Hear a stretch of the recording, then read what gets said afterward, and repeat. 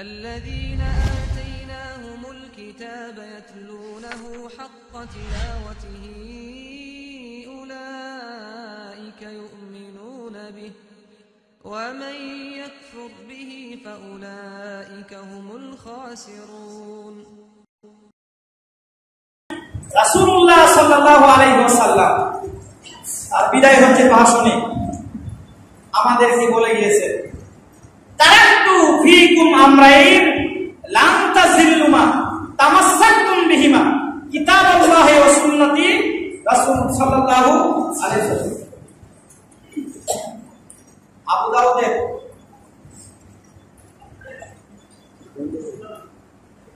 3233 নম্বর হাদিস সম্ভব। তাহলে এত সুন্দরভাবে রাসূল সাল্লাল্লাহু আলাইহি ওয়াসাল্লাম আমাদেরকে দাস দিলেন যে আমি তোমাদের মাঝে দুটি জিনিস রেখে যাচ্ছি। কয়টি জিনিস রেখে যাচ্ছেন? ভালো করে একটু মুখস্থ করে নেন। এটা যদি মেমোরিতে রাখতে পারেন আপনাকে সহজে কেউ ঘায়াল করতে পারবে না। দুইটি জিনিস রেখে যাচ্ছে। কয়টি? এক, কিতাবুল্লাহ, আল্লাহর কিতাব। দুই, সুন্নতে রাসূলুল্লাহ সাল্লাল্লাহু আলাইহি ওয়াসাল্লাম। এখানে কোন হুজুরের নাম আছে নাকি? নাই।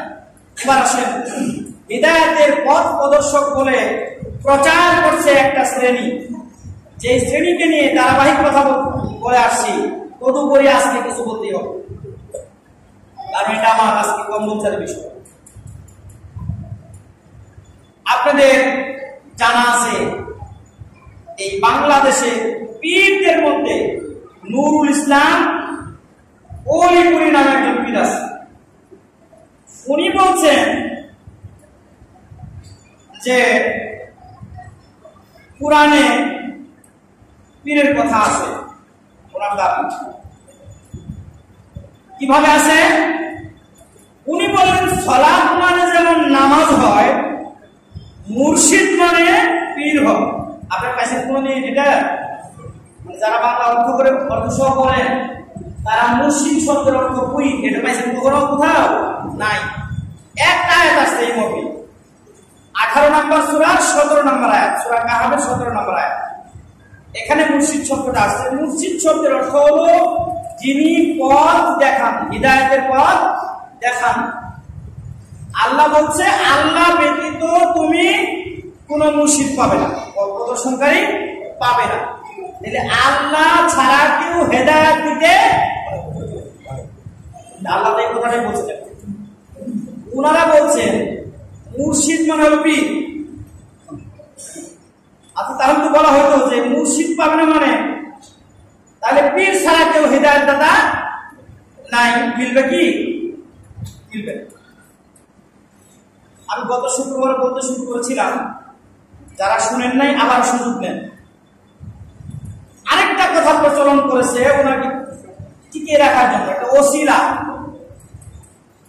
ওসিলা শব্দের একটা কথা আপনাদেরকে বলেছি গত শুক্রবারে। ওসিলা শব্দের অর্থটা আসলে কি? ওসিলা শব্দের অর্থ হলো উপায়। যেমন ক্ষুধা নিবারণের উপায় কি? খাদ্য খাওয়া। আচ্ছা, এটা যেমন বুঝি। হরিপুরি বিশ্বাস বলেছে যারা বলছে যে পীর শব্দ কোরআনে নাই তাদের বলে কপালে বেহেশত নেই। বলেন না, কি বলবেন?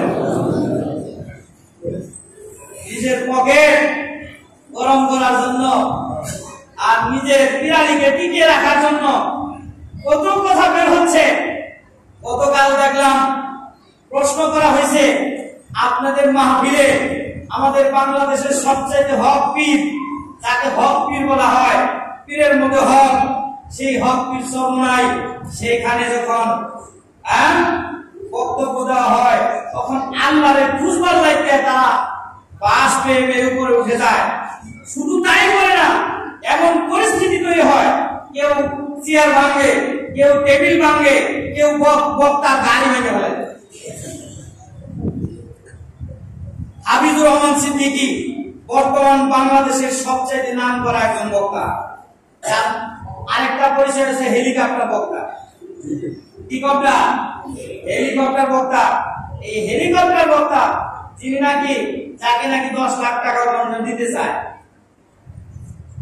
হেলিকপ্টার বক্তাকে প্রশ্ন করা হলো, ভাই যখন আপনারা মাহফিল করেন সেখানে আবার উঠে এরকম লাফালাফি শুরু করেন কেন? উত্তর দিচ্ছে, দেখেন কানার ভাই অন্তরে যদি বুঝাবার যায় তাইলে ওর ভাগ্যে আর পায়েস মিলে না। কানার ভাই অন্তরে বুঝাইলে কি মিলে না? পায়েস মিলে না। এটা বাঙালি বলে দিচ্ছি। এক কানার সাথে জ্যাবত খাইতে বসছে, দাওয়াত খাইতে বসছে। তো কানাকে জিজ্ঞেস করছে, ভাই তুমি পায়েস খাবা নাকি? তুমি কোনদিন পায়েসের নামও শুনে না। বলতেছে পায়েস যে খাবো। পায়েস কেমন? ওই পায়েস তো মানে সেম দুধের মতো। ওই দুধ, ওইখানে দুধটা কেমন? ওই বগের মতো সাদা ফকফকা। বগ কেমন? এতক্ষণ তো আসলে দেখাতে পারে নাই। ওই বগ এই যে এরকম, তো হাত দিয়ে এরকম হাতায় দেখে ইমেলে খাওয়া যাবে, গলার মধ্যে বিন্দু যাবে, এটা খাওয়া যাবে না। কানা বাইরে পায়েস হয় না। এই হাফিজুল কানা, আমি তাকে কানাই বলবো এই জন্য উত্তর দিচ্ছে, দেখেন এই প্রশ্নের উত্তর দিচ্ছে। বলছে উজানি আর বাইরে নেই। উজানি, উজানি পিসাবের নাম শুনতো তো? কি পিসা? উজানি পিসা। আরেকটা হলো বাইরে পিসা, আরেকটা হলো সরমুনায় পিসা।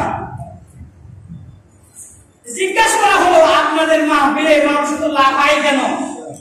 আল্লাহ করতে করতে একেবারে কাপড় খুললে লাফায়। তার বিশ্বাস করে না, এমন কেউ বিশ্বাস দিচ্ছে উনি, ঠিক কিনা? আমাকে যদি প্রশ্ন করো ভাই, আমি এক হাতে কোরআন লইব, আরেক হাতে হাদিস লইব, আমি তোমাকে জবাব দিব। তবে একটা কথার জবাব দেওয়ার পরে আমি তোমার জবাব দেব। কথাটা কি? প্রশ্নটা কি? আমার প্রশ্ন হলো, তুমি যখন খেলা দেখো, ক্রিকেট খেলা দেখো, খেলা হয় পাকিস্তান, পাকিস্তানে খেলা হয় বাংলাদেশ, পাকিস্তান খেলা হয়, কিন্তু এখান থেকে টিভি দেখে যখন তোমার দলের লোকেরা উইকেট ফেলে দেয় তখন তুমি চিৎকার করে লাফাও কেন? একথার জবাব যেদিন দিবা সেই দিন তোমাকে জবাব দিব উজানির মুরিদেরা এবং সরমুনার মুরিদেরা কেন লাফায়। কি ফাইনাল হবে? ইম্মা সামনে গিয়ে কিন্তু বিজয় দিকে ঠিকই তো হয়। তুমি শুধু খুদার রাস্তা আরে উনি বলতেছে, না হয় ফুটবল খেলা দেখতে যাবেন, ফুটবল খেলার একটা এস উঠে পড়ে, ক্রিকেট খেলার একটা এক্স উঠে পড়ে, তখন উইকেট ফেললে তখন তারা লাফায়। আমি বলছি তুমি কেন হাদিস কোরআন চোখে দেখো না, তাই তুমি মিথ্যা কথা বলছো। হাদিস কোরআন দিয়ে তুমি জবাব দিতে যদি পারতা তাহলে তুমি এমন প্রশ্ন মানুষের দিকে ছুড়ে দিতা না। ও ভাই হাফিজুর, আমি তোমাকে বলতে চাই, তোমাকে শুধরানো উচিত, তোমাকে সংশোধন হওয়া উচিত। তোমাকে গালি দেব না, তোমাকে খারাপ করবো না, তবে তোমাকে আল্লাহ মেডাল দিয়েছে, কোরআনটাকে খোলো আর মানুষের প্রশ্নের জবাব সঠিকভাবে দাও। যেখানে যেখানে ক্রিকেট খেলা হয়, যেখানে ফুটবল খেলা হয়, তুমি খেলার চ্যাপ্টারটা হাদিস থেকে খোলো আর খেলা নিয়ে আল্লাহ কি বলছে এইগুলি খোলো। ওইখানে শয়তান সম্পৃক্ত হয়।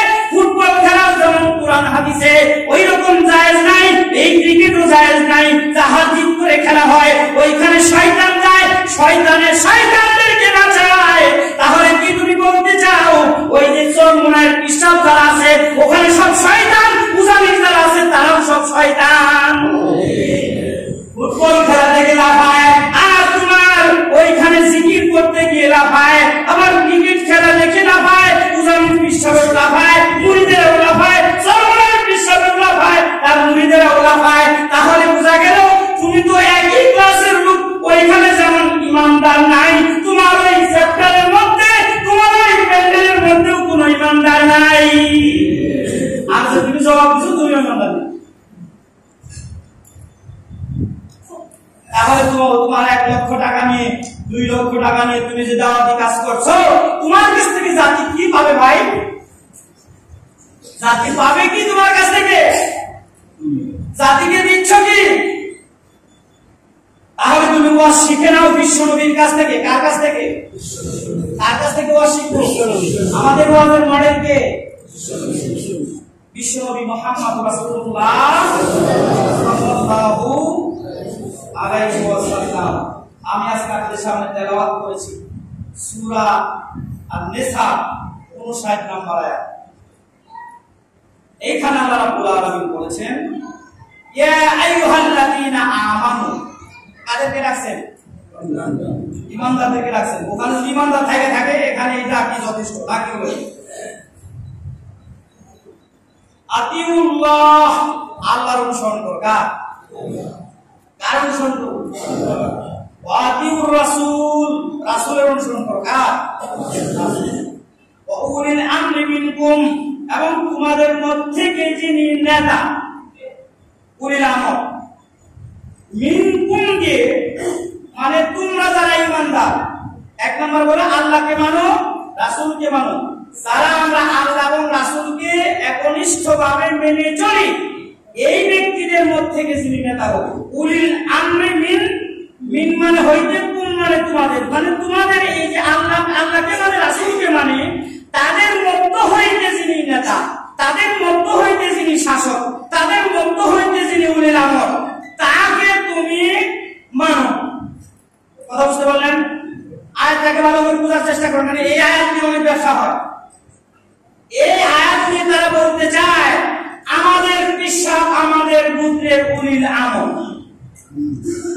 আমি বলতে চাই ভাই, যখন তুমি আল্লাহর অনুসরণ রাসূলের অনুসরণ বাদ দিলে তখন তুমি উলিল আমর হবে বটে, শয়তানের উলিল আমর হবে। ঈমানদারের উলিল আমর হতে পারবে না, ঠিক কি না? ঈমানদারের উলিল আমর হতে গেলে তোমাকে ঈমানদার হতে হবে। এবার আসেন, আল্লাহ বলতেছে ফাইন তাজাতুম ফি শাইইন ফারুদ্দুহু ইলাল্লাহি ওয়া রাসূল। কোন ব্যাপারে শাইইন সামান্য কোন ব্যাপারে যদি ইসলামের দিক থেকে কোন ব্যাপারে যদি মতবিরোধ হয়ে যায়, যেই ব্যক্তি ঈমানদার আল্লাহকেও মানে রাসূলকেও মানে কিন্তু ইসলামের কোন ব্যাপারে ওই উলিল আমরের সাথে যদি মতবিরোধ হয়, ফারুদ্দুহু, তাকে পরিত্যাগ করো, ইলাল্লাহি ওয়া রাসূল, তুমি তার দিক থেকে ঘুরে ইলা মানের দিকে আল্লাহ এবং রাসূলের দিকে ছুটে চলো, তাকে আর মানা যাবে। সমাধান কার? আল্লাহ। এই কথা বলে এখানে আয়াতকে শেষ করেন নাই। আল্লাহ বলছেন ইন কুনতুম, যদি তোমরা হও তুমিনুনা বিল্লাহ, আল্লাহর প্রতি বিশ্বাসী, ওয়াল ইয়াউমিল আখির, আখিরাতের দিবসে বিশ্বাসী, যদি তোমরা আল্লাহকে বিশ্বাস করো, কিয়ামতকে বিশ্বাস করে, তবে তোমরা এই কাজটা করবে। আর যদি না করো তাহলে আমি ধরে নেব, আমি বুঝে নেব, আমি জেনে নেব, আমি ফাইনাল করব তুমি আল্লাহকেও বিশ্বাস করো না, রাসূলকেও বিশ্বাস করো। কথা বুঝেন না? ইসলামের কোন ব্যাপারে হযরত ওমর বলেছিল যতক্ষণ আমি কোরআন এবং সুন্নাহর উপরে থাকবো ততক্ষণ তোমরা আমাকে মানবে, আমি ওমর যখন সুন্নাহ কোরআন সুন্নাহর উপরে থাকবো না তখন তোমরা আমাকে কেউ মানবে না। তবে হ্যাঁ, শুধরিয়ে দিবে, যদি সংশোধন না হয় তবে মানবে না। আমি এই বিশ্বাসদেরকে বলি, এই মুরিদদেরকে বলি, তোমাদের বিশ্বাস যখন কোরআন এবং সুন্নাহ পরিত্যাগ করেছে, সংশোধনী দেওয়ার পর যখন মানবে না, লাফানি কুফানি বন্ধ করবে না, সঠিক কথা না বলবে, সঠিক কথাকে গোপন করা যখন বন্ধ না করবে, তখন ওই সমস্ত পীর ভাইদেরকে অনুসরণ করা যাবে না। আল্লাহ কেন এই কথা বললেন? তার মানে হলো তুমি যদি আল্লাহকে বিশ্বাস করো আর কিয়ামতকে বিশ্বাস করো, বিশ্বাস করেন কি আপনারা? আপনারা বিশ্বাস করেন কি? আল্লাহ কি কিয়ামতকে বিশ্বাস করেন? আল্লাহ বলছে তাহলে ওই ব্যক্তি ওই কাজটাই করবে। কি কাজ করবে? যখন কোন ব্যাপারে মতবিরোধ হবে, ইসলামের ব্যাপারে মতবিরোধ হবে, কোরআন এবং সুন্নাহর আলোকে সে ওইটাই গ্রহণ করবে। কোরআন এবং সুন্নাহর আলোকে যদি গ্রহণ না করে তাহলে বুঝা যাবে আল্লাহকে বিশ্বাস করে না, কিয়ামতকেও বিশ্বাস করে না। ঠিক কিনা ভাই? বুঝতে পারলেন আপনারা বিষয়টা? তাহলে ক্লিয়ার। এখন আল্লাহ রাব্বুল আলামিন বলছেন, এখানে আয়াতকে শেষ করেন নাই, আল্লাহ বলছেন যালিকা খায়রুম ওয়া আহসানু তাবিলা। আল্লাহ রাব্বুল আলামিন বলেন শুনো, এটাই হলো তোমাদের জন্য কল্যাণকর, উত্তম পরিণতির দিক থেকে।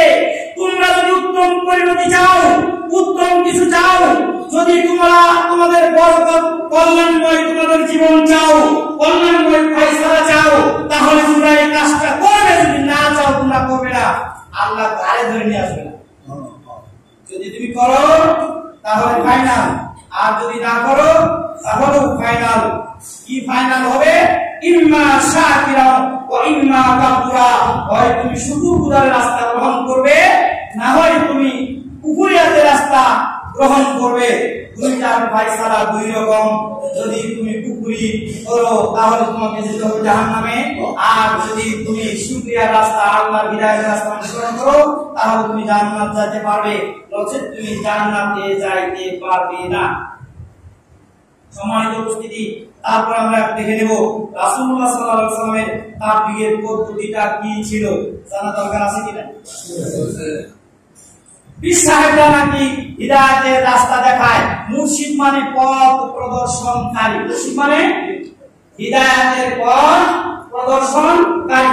মুর্শিদ শব্দের অর্থ হিদায়াতের পথ প্রদর্শনকারী। তবে আল্লাহ ছাড়া কাউকে মুর্শিদ বলা হয় নাই, কারণ হিদায়াত কেউ দিতে পারে না। হিদায়াত যদি দিতে পারতো তাহলে আল্লাহ বলতো হিদায়াতের কাছে যাও। কারণ আল্লাহ বলছে, বলো ইহদিনাস সিরাতাল মুস্তাকিম, তুমি প্রত্যেকদিন প্রত্যেকটি সালাতে, প্রত্যেকটি রাকাতে বা 5 ওয়াক্ত সালাতের মধ্যে 17 রাকাত ফরজ নামাজ হয়। প্রত্যেক রাকাতের মধ্যে একবার সূরা ফাতিহা হয়। প্রত্যেক রাকাতের মধ্যে প্রত্যেকবার সূরা ফাতিহার মধ্যে অবশ্যই অবশ্যই একবার তুমি বলে থাকো ইহদিনাস সিরাতাল মুস্তাকিম। বলেন না? তাহলে হিদায়াতের পথ প্রদর্শক যদি তুমি হও, তাহলে তোমার কাছে আল্লাহ হিদায়াত চাইতে বলতো, ঠিক কি না? চাইতে বলছে না? আছে কোন জায়গা খুঁজে পাবেন? কিয়ামত পর্যন্ত এবং ওই পীর সাহেবের হায়াত যতক্ষণ পর্যন্ত আছে, আমার পীর সাহেব ভাইরা ততদিন পর্যন্ত গ্যারান্টি থাকলো। একটা দলিল আপনারা দেখেন, ওই হাফিজুর ভাই আপনি দেখেন, ওই উজানি পীর সাহেব আপনি দেখেন, আটরশি পীর সাহেব আপনি দেখেন, চন্দ্রপুরী পীর সাহেব আপনি দেখেন, শম্ভুগঞ্জের পীর সাহেব আপনি দেখেন, বাংলাদেশের 48 সাল আপনার সাথে গ্যারান্টি থাকলো আপনার দলিল যে দেখাই দিন, তাহলে পারবেন না, পারা সম্ভব নয়। কিয়ামত পর্যন্ত হায়াত দিলেও পারবেন না। কারণ বিশ্বনবীকে আল্লাহ রাব্বুল আলামিন দাওয়াত দেওয়া শিখাইছে কি শিখায় নাই? কথা বলেন না? কে শিখাইছে? আল্লাহ শিখাইছে। আবার বিশ্বনবী একটি হাদিস, একটা যেহেতু সংক্ষিপ্ত সময় বলবো, রাসূলুল্লাহ সাল্লাল্লাহু আলাইহি ওয়াসাল্লাম বললেন, বাল্লিগু আন্নি ওয়ালাউ আয়া। অন্ততপক্ষে এইটুকু আমাদের অনেকের মুখস্থ আছে, আছে না? এই শব্দটুকুই যদি বুঝে কথা বলতো পিসাবের ভাইয়ের যারা বক্তা আছে তারা দাওয়াত কাজ করতো, তাহলে কিন্তু আমাদের মনে তো ভেজাল থাকতো না। ইসলামের সবচেয়ে সুন্দর সহজ সাগরই তা বোঝা যায়। কারণ এখানে একজন ব্যক্তিকে ইন্ডিকেট করা হয়েছে, বাল্লিগু, তোমরা প্রচার করো, পৌঁছায় দাও। বাল্লিগ মানে কি? পৌঁছানো, তাবলীগ করা। আমি আমার পক্ষ থেকে, কার পক্ষ থেকে? বিশ্বনবীর পক্ষ থেকে। কার পক্ষ থেকে? বিশ্বনবীর কথা যেটা না ওটা প্রচার করা যাবে তো?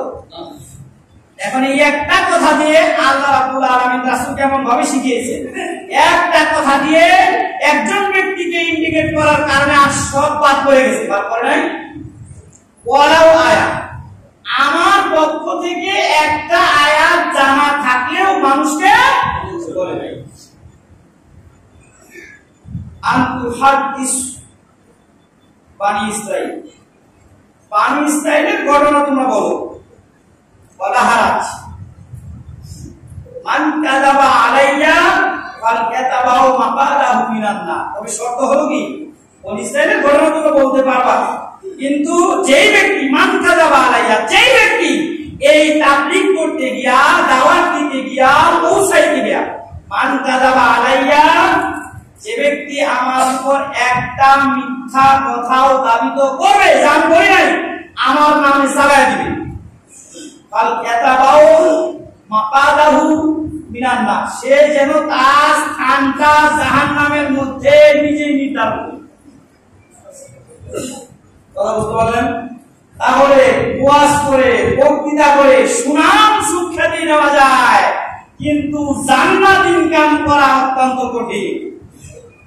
আর যদি সে আল্লাহ এবং রাসূলকে অনুসরণ করে তাহলে জান্নাত ইনকাম করাটাও অত্যন্ত সহজ। ঠিক কিনা বলছেন? কিভাবে সহজ?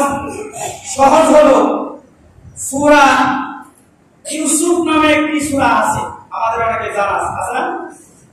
এই সূরাটা 108 নম্বর আয়াতে আল্লাহ পাক বিশ্বনবীকে প্রশিক্ষণ দিচ্ছেন কিভাবে দাওয়াতি কাজ করবে। আমরা কার কাছ থেকে শিখবো? রাসূলুল্লাহর কাছ থেকে শিখবো। ঠিক কিনা? বক্তারা কিভাবে দাওয়াত দিবে, কিভাবে ওয়াজ করবে তা আল্লাহ নিজেই। কারণ রাসূলুল্লাহ সাল্লাল্লাহু আলাইহি ওয়াসাল্লামের চাইতে ভালো বক্তা আছে আরো, ভালো দায় আছে আরো, ইসলাম প্রচারক আছে আরো। ইসলাম প্রচার করতে গিয়ে যত মার বিশ্বনবী মুহাম্মদ রাসূলুল্লাহ সাল্লাল্লাহু আলাইহি ওয়াসাল্লাম খেয়েছেন, তার মানে হলো বক্তা যদি সঠিক কথা বলে, বিশ্বনবী যেমন মায়ের খেয়েছে ওই বক্তার কপালে মায়ের জুটবে। বিশ্বনবী যেমন রক্ত ঝরিয়েছে তার কপালে রক্ত ঝরবে। বিশ্বনবী যেমন থাকার জায়গা পায় নাই তারাও থাকার জায়গা পাবে না। বিশ্বনবী যেমন খাবার পায় নাই তারাও খাবার পাবে না। বিশ্বনবী যেমন মিথ্যা তহমত দিয়েছে তাদের উপর মিথ্যা তহমত আসবে। তার মানে দুনিয়া যদি হক কথা প্রচার করতে যায়, বিশ্বনবী মুহাম্মদ রাসূলুল্লাহ সাল্লাল্লাহু আলাইহি ওয়াসাল্লামের তরিকায় যদি কেউ প্রচার করতে যায়, তাহলে অবশ্যই অবশ্যই বিশ্বনবীর জীবনে যা কিছু ঘটেছে তার কপালে ঘটবেই, এটাই স্বাভাবিক। আমগরে খালি তেল মালিশ করে, আমগরে খালি তেল দেয়, বিছানা দেয়, হেলিকপ্টার দিয়ে নিয়ে যায়, আমগরে খালি পিছনে পিছনে মানুষ ঘুরে ফুটুটা নেবার জন্য ঘুরে। কেউ একটা থাপ্পড়ও দেয় না, কেউ একটা সরও দেয় না, কেউ একটা কটু বাক্যও বলে না। হয়তো বলতে পারেন হাফিজু ভাই আমারও তো মানুষ কটু বাক্য বলে, যেমন আপনি বলতেছেন কঠিন করা, এটা বলতে পারে। আরে ভাই শয়তানের ইমানদাররা কিছু বলবে, ঠিক কিনা? কথা বুঝেন না আপনারা? ইমানদার শয়তানকে তুচ্ছ করবে, যদিও শয়তানের দল অনেক বড়, কিন্তু ইমানদারের কাছে বড় দল বলে কোনদিন গ্রহণযোগ্য হবে না। ঠিক কিনা? আপনি লাখ টাকা, 1.5 লাখ টাকা, 2 লাখ টাকা নেন, সুন্দর কণ্ঠ দিয়ে কথা বলেন, যাই কিছু করেন, ইমানদাররা কিন্তু ওইভাবে ধরে ফেলবে। কিভাবে? যেমন গলার ছিদ্র অনেক বড়, ঠিক না? গলার ছিদ্র অনেক বড় না? এই গলার ছিদ্রের মধ্যে চুলটা গলার ছিদ্র চাইতে মোটা না চিকন? কিরকম চিকন? এত বড় গলার ছিদ্র, এর মধ্যে কত বড় লুকমা যায়, কিছুই হয় না, কিন্তু একটা চুল যাওয়ার ক্ষমতা আছে? কথা বুঝেন না? মনে চুল যাওয়ার ক্ষমতা আছে? এত কিছু গলা পালন করা যায়, শক্ত শক্ত লুকমা খাওয়া যায়, শক্ত জিনিস খাওয়া যায়, কিন্তু চুলের মতো চিকন একটা জিনিস যেমন গলা বের করতে পারে না। তোমরা যারা আছো ইসলাম বিরোধী যত কথা বলো, ইমানদারের কাছে চুল যেমন জিহ্বার কাছে ধরা পড়ে যায়, ইমানদারের কাছে বেঈমানি কথা এরকম ধরা পড়ে যায়। অতএব আল্লাহ রাব্বুল আলামিন শিখিয়েছেন, আল্লাহ বলেন কুল, হে নবী আপনি বলুন, এটা সূরা ইউসুফ 108 নম্বর আয়াত। কুল, হে নবী আপনি বলুন, হাযিহি সাবিলি, এটা আমার রাস্তা, এটা আমার চলার পথ, এটা আমার মাযহাব, এটা আমার সিরাতে মুস্তাকিম, এটা আমার মাযহাব, এটা আমার চলার পথ। হাযিহি সাবিলি আদউ ইলাল্লাহ, আমি মানুষকে এই দিকেই ডাকি, আল্লাহর দিকে ডাকি। তার মানে এটা হলো আল্লাহর পথ, এটা হলো রব্বুল আলামিনের বাতলে দেওয়া পথ। আমি আল্লাহর দিকে মানুষকে ডাকি, কোন দলের দিকে ডাকি না। আপনাদের পীরের মধ্যে যদি 48,000 হয়, 10-20টা হয়, এক পীর আরেক পীরকে দেখতে পারে না। একটা হলো সহি পীর, আরেকটা হলো ভণ্ড পীর, যা আপনাদের মুখ থেকে প্রকাশ পায়। তাহলে বোঝা গেল পীরের পথটা এটা বিশ্বনবীর তরিকায় ছিল না, সাহাবায়ে কেরামের তরিকায় ছিল না। আল্লাহ কোথাও বলেন নাই পুরোটাই যে একটা গলত করেন, একটা খারাপ রাস্তা, এটা ভ্রান্ত রাস্তা, ভ্রষ্ট রাস্তা, এতে কোনো সন্দেহ নাই। কারণ আল্লাহ কোন পথের কথা বলেন নাই। আল্লাহ নবীকে শিখাচ্ছেন, বলো আদউ ইলাল্লাহ, আমি আল্লাহর দিকে ডাকি, আলা বাসীরাতিন, স্পষ্ট প্রমাণ সহকারে, দলিল আদিল্লা সহকারে। আলা ওমানিত তাবানি, শুধু আমি এভাবে ডাকি না, আমি এবং আমার অনুসারী যারা হবে, যতদিন পৃথিবী থাকবে ততদিন দাওয়াতি কাজ চলবে, ততদিন খুতবা চলবে, ততদিন নামাজ চলবে, ততদিন মাহফিল চলবে, ততদিন ইসলামের দাওয়াতি কাজ চলবে, আমি এবং আমার অনুসারীরা এইভাবেই আল্লাহর দিকে দলিল দিয়ে রাখবো। কে বলছেন? তাহলে বোঝা গেল রাসূলুল্লাহ সাল্লাল্লাহু আলাইহি ওয়াসাল্লামকে দিয়ে আল্লাহ একটা শ্রেণীকে ইন্ডিকেট করিয়েছেন, নির্দিষ্ট করাইছেন যে একটা শ্রেণী কিয়ামত পর্যন্ত আল্লাহর দিকে ডাকবে, আমি যেভাবে ডাকি ওইভাবে ডাকবে। আল্লাহ বলেন সুবহানাল্লাহি ওয়া মা আনা মিনাল মুশরিকিন, আল্লাহ পবিত্র, আমি মুশরিকদের অন্তর্ভুক্ত নই। তার মানে আল্লাহর পথ ব্যতীত অন্য কোনো পথে কেউ যদি ডাকে তাহলে মুশরিক হয়ে যাবে, তাহলে শিরক করে ফেলবে, অন্য কোনো পথে ডাকা যাবে না। আল্লাহ নবীকে আল্লাহ বলেন, নবী তুমি বলো তুমি কোথায় থেকে দলিল দাও, এটা মানুষকে বলে দাও, দলিল কোথা থেকে আসবে? আল্লাহ বলবেন না? কে বলবেন? কে বলবেন? আল্লাহ। আল্লাহ বলেন কুল ইন্নামা উনজিরুকুম বিল ওয়াহী, এটা সূরা আম্বিয়ার 45 নম্বর আয়াত। আল্লাহ রাব্বুল আলামিন বলছেন যে তুমি বলে দাও নবী, কুল ইন্নামা উনজিরুকুম বিল ওয়াহী, আমি তোমাদেরকে সতর্ক করি, আমি তোমাদেরকে ওয়াজ করি, আমি তোমাদেরকে দাওয়াত দেই, আমি তোমাদেরকে ওয়াজ শোনাই, সব কিছু ওহী থেকে শোনাই। বলেন সুবহানাল্লাহ। তাহলে বোঝা গেল, আরো স্পষ্ট হলাম, পৃথিবীতে কিতাবের কোনো ইয়াত্তা নাই, ফাজাইলে আমল আছে, মুকসুদুল মুমিনিন নামে জাহান্নামে নেওয়ার একটা কিতাব আছে, এরকম বেহেশতে যাওয়ার নামে, যার মধ্যে বেহেশতে যাওয়ার কোনো কায়দা কানুন নাই, এরকম অসংখ্য বই বাংলাদেশে আনাচে কানাচে ছড়িয়ে ছিটিয়ে আছে। নামাজ শিক্ষার নামে দলিল আদিল্লাহ ছাড়া অনেক নামাজ শিক্ষা আছে। আমি আপনাদেরকে বলতে চাই, ভালো করে বিষয়টা একটু বুঝে নেন, যদি না বুঝেন, না ধরে রাখেন, একদিন হেদায়েতের সেই সঠিক রাস্তাটা ভুলে যাবেন। এজন্য জানা দরকার আমরা কোন কিতাব পড়ব, কিতাব কোথা থেকে আসবে, এই বিষয়টা এখানে স্পষ্ট হয়েছে। আল্লাহ রাব্বুল আলামিন আল্লাহ নবীকে বলছেন কুল ইন্নামা উনজিরুকুম বিল ওহী, হে নবী আপনি বলুন যে আমি যে তোমাদেরকে সতর্ক করি, আমার দলিল হলো ওহীর দলিল, ওহী ছাড়া আমি কোনো দলিল দেই না। আবার আল্লাহ রাসূল যে ওহী ছাড়া কোনো কথা বলে না, এইটা আল্লাহ কোরআনের মধ্যে বলে দিলেন। বলছেন কি বলেন নাই? আল্লাহ রাব্বুল আলামিন বলে দিয়েছেন, আরেকটা ভুলে গেলাম, রাসূলুল্লাহ সাল্লাল্লাহু আলাইহি ওয়াসাল্লাম যে ওহী ছাড়া কোনো কিছু বলেন না, এই কথাটা আল্লাহ কোরআনে বলছে কি বলে নাই? আল্লাহ রাব্বুল আলামিন যা কিছু ওহী করেন, তার উপরে নাযিল করেন, তাই তিনি বলেন। আর ওহী ছাড়া, আল্লাহর অনুমোদন ছাড়া কোনো কিছু বলেন না। অতএব আল্লাহ রাব্বুল আলামিন আরো বলেন, ওয়ালাউ তাকাওয়ালা আলাইনা বাযাল কাওলিন ফাহাক্কা, যদি তিনি আমার কথার সাথে কোনো কথা মিশ্রিত করতে চেষ্টা করতেন তাহলে আমি তার ধমনী কেটে ফেলব। তার মানে হলো রাসূলুল্লাহ সাল্লাল্লাহু আলাইহি ওয়াসাল্লাম যদি আল্লাহর কথার সাথে অন্য কোনো কথা বলতে চাইতেন তাহলে আল্লাহ রাব্বুল আলামিন তার ধমনী, তার শাহারত কেটে দিতেন, হত্যা করতেন।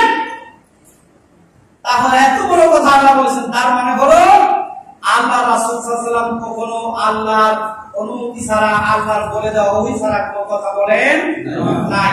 আবার নবী বললেন, আনা ওমানিত্তাবানি, আমি এবং আমার অনুসারীরা এইভাবেই আল্লাহর পথে মানুষকে ডাকি।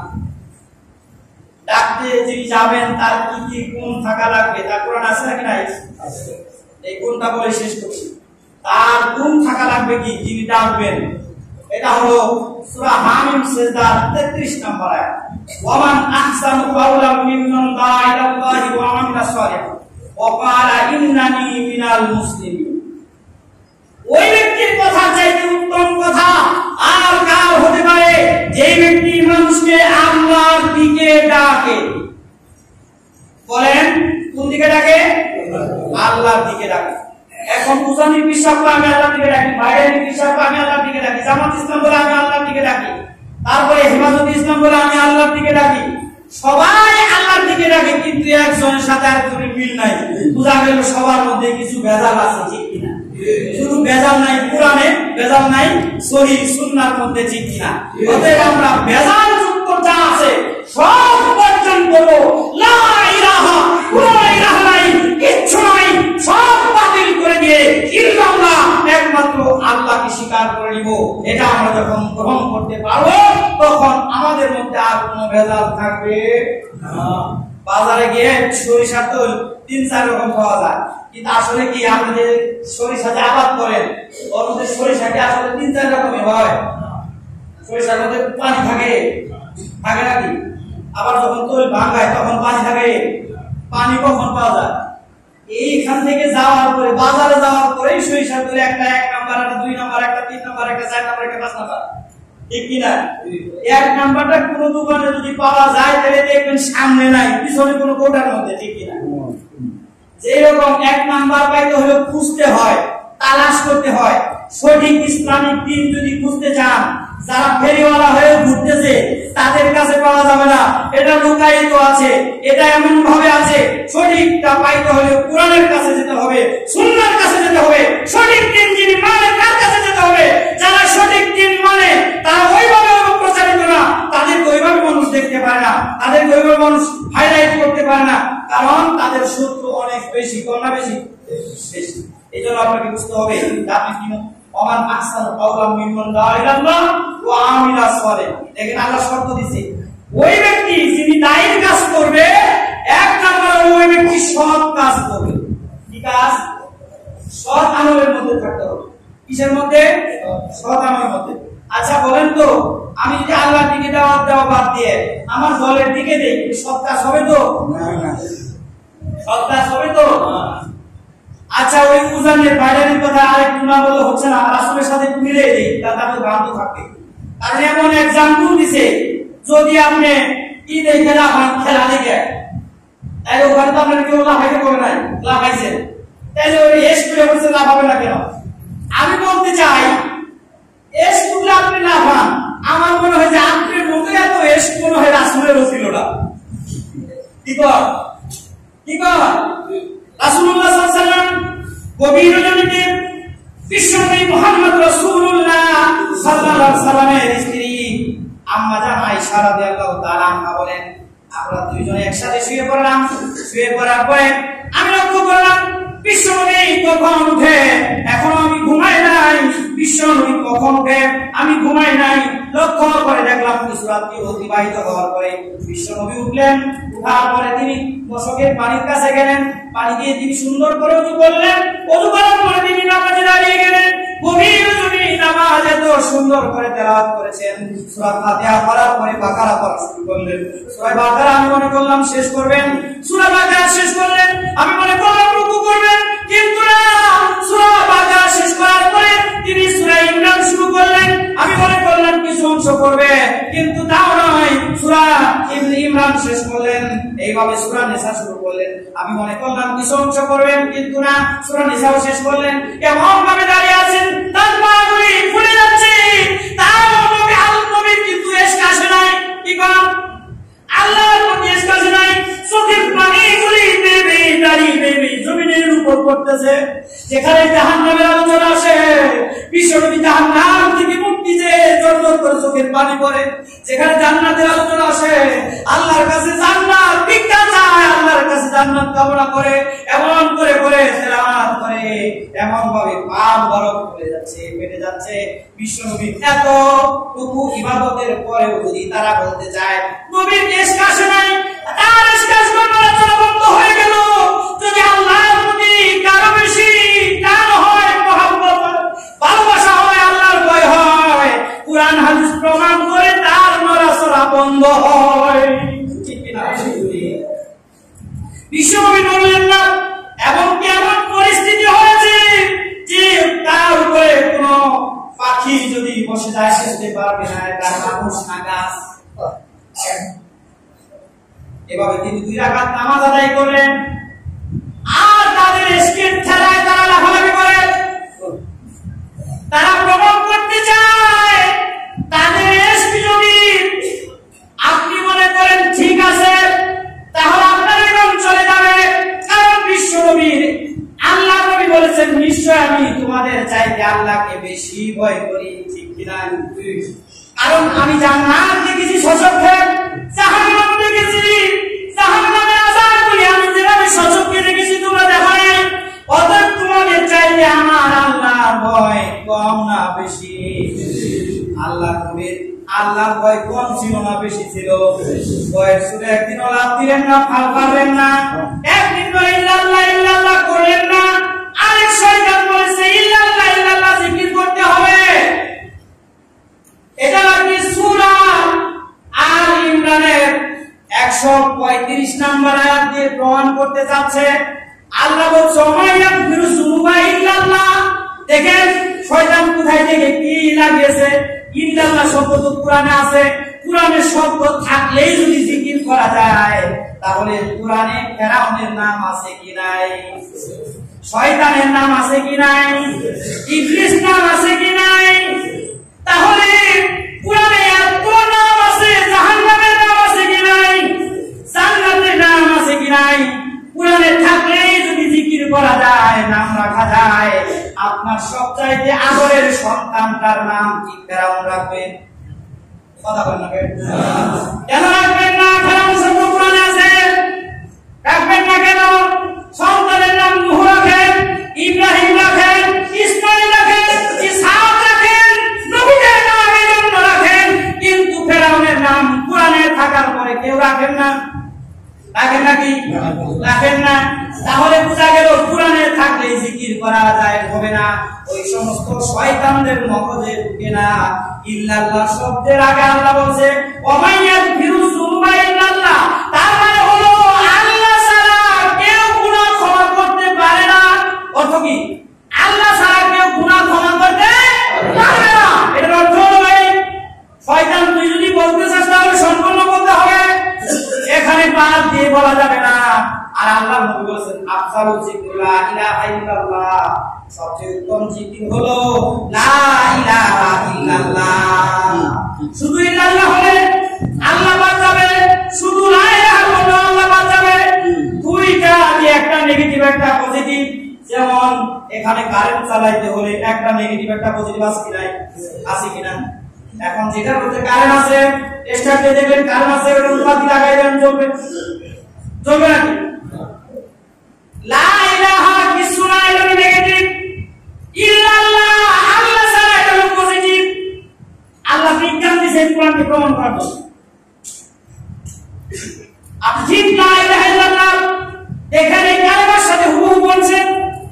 আপনি যেটার মধ্যে কারেন্ট আছে শুধু ওটাতে লাগাই দিলে বাতি জ্বলবে, আবার যেটার মধ্যে কারেন্ট নাই ওটাতে লাগাই দিলে জ্বলবে।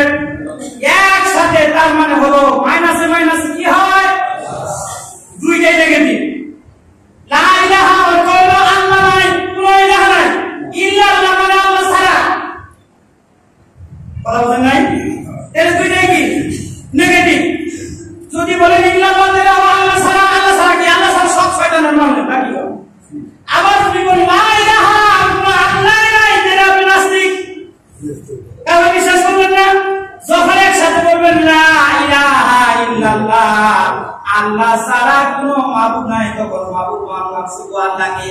নেগেটিভ মানে মাইনাস আর মাইনাস দুজে হয়ে গেছে প্লাস, ঠিক কি না? প্লাস হয়ে বাতি জ্বলেছে, কারণ একটা নেগেটিভ একটা পজিটিভ আছে, দুইটা যখন লাগে বাতি টিপ দেওয়ার সাথে সাথে 10 মিনিট থাকে যদি কানেকশন থাকে, টিপ দেওয়ার সাথে সাথে বাতি জ্বলে না? জ্বলে। ঠিক আপনি যেখানে থাকেন, যত উপরে থাকেন, সেই জায়গাতে থাকেন, লা ইলাহা ইল্লাল্লাহ ঠিক রেখে যদি মারা যান, আল্লাহর নবী বলছে ফাটা দালাল জান্নাত, সাথে সাথে জান্নাত। কোনো বাধা কেউ দিতে পারবে না। এবার শুন, আমরা সংশোধন হই। আল্লাহ রাব্বুল আলামিন আমাদেরকে সবাইকে কোরআন এবং সুন্নাহ মোতাবেক জীবন পরিচালনা করার সুযোগ দান করুন, তৌফিক দান করুন। আল্লাহ আমাদেরকে কবুল করে নিন আপনার পথে, ভ্রান্ত পথে আমাদেরকে নেবেন না। আল্লাহ আমাদের সবাইকে যা শুনলাম এবং শোনালাম প্রত্যেকটা আমল করার জন্য তৌফিক দিন। আমিন। ওয়া আমিন।